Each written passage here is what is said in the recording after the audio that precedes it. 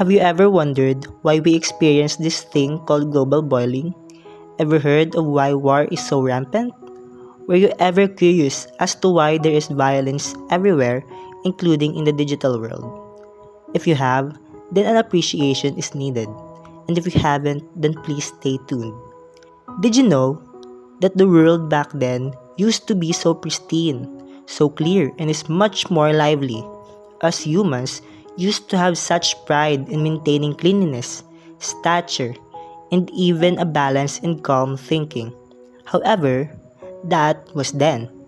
What happened now? How did it happen? Can we still do something to aid our beloved planet? In a neutral party's perspective, our world is dying. Temperature exceedingly goes rampant all over the world. Unknown reasons of flooding, earthquakes never recorded in history, destroying cities. Forest fires going out of control.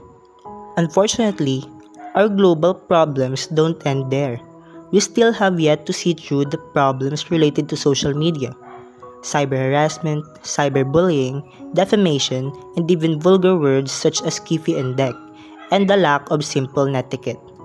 If ever that we had a sense of discipline, to at the very least have some pride as a part of society, this will not be happening. Because I know that all of us still have a glimmer of hope, reawakening our prides as a Pinoy, as a part of humanity, as person with dignity, respect, and discipline. Laging tatandaan, hindi lamang kabataan ang pag-asa ng bayan, dahil lahat tayo ay anak ng bayan.